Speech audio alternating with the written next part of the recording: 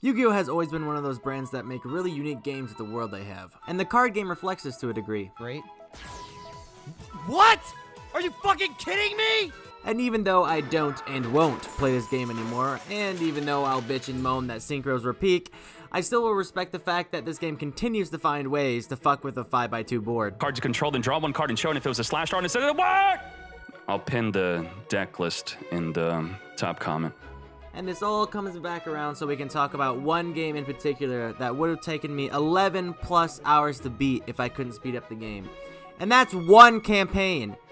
There's 3 campaigns in this game. Yu-Gi-Oh! And the Falsehood Kingdom came out in 2002, the year I would bless this earth with my holy presence. Open the floodgates of heaven.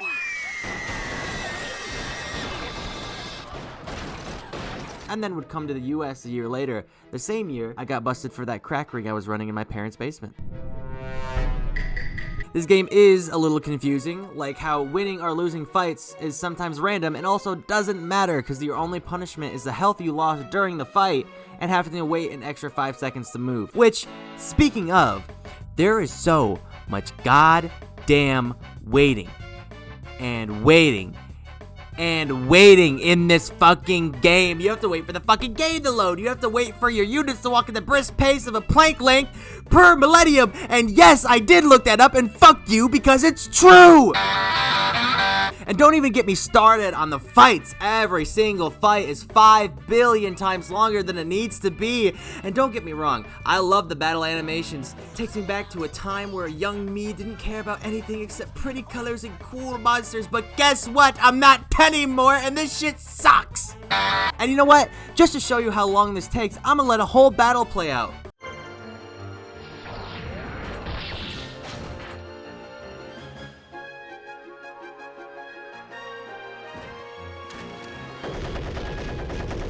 Ha! Caught you! I knew you would skip that shit! That's how bad it is! And if you didn't skip it, well, congrats. Here's a cookie. I'll go play a better game. You earned it, champ. Way to go, superstar. I knew you could do it. Regardless, give this game a speed boost and just make them walk at a brisk pace or something. These motherfuckers don't have anywhere to be, bro. People who walk like this don't got anything going on in their life. They're just happy. Which might be the reason why I'm so upset. They have something I don't. Thanks, Yu-Gi-Oh! But putting all that aside, this game is still fun. The actions in this game are pretty simple. You got attacks, guards, items, specials. And this game came out in an era when nothing was ever told to you. So you don't know where to get any special items or abilities unless you look it up. And, or, you know, unless you fucking read, like, the manual or something. Well, who's gonna do that shit? And as far as I can tell, battles are either won or lost based on how much damage you can do and how many star things you have, which are called action points, I believe. And you use the star things to basically attack or block or do anything. But it's weird, and I didn't really care because I just killed everything I came into contact with anyway, so... And it's not like losing actually does anything unless there's multiple armies around you. The punishment of 5 seconds is nothing. And I don't know if there's like a meta or like a better way to make armies, but all I did was put the highest attack power monsters on Yugi's team and then went in from descending order from there on all my other teams. The only exception being on Teia's team, one of her monsters blinds all enemies. So that shit's broken as fuck, because then now they only hit fucking 10% of the time and no one can touch her.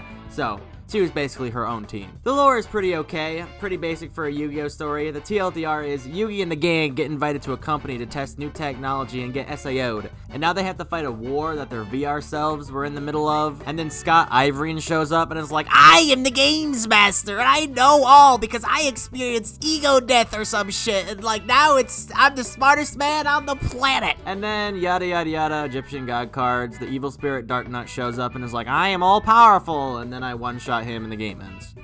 There are 2 other campaigns that have different storylines for Kaiba and Joey, but I didn't play through them. I assume they follow a similar structure. As far as I've looked up, Kaiba's might end differently with like Kaiba taking over or some shit, and Joey's is like a secret campaign, but I ain't doing all that shit. All in all, I'd give this game like a 6 out of 10. And I mean, don't get me wrong, I like this game. But if you were a kid getting this game on Christmas, you think your parents just got you a CIA PSYOP to teach you patience. However, I have heard several rumors that there are randomizer mods for this game along with quality of life changes. And so, who knows? Maybe I'll play it again. Oh, but where will you play it? I hear you asking. Well, I'll be streaming on Twitch at twitch.tv/GoMoCo. I'll be streaming somewhere around 5:30 EDT to 11 EDT. Why so early, you ask? Because that's where no one else is on, so you're forced to watch me. Anyway, thanks for watching. Like, comment, bell. You've heard it all. Thanks. Bye.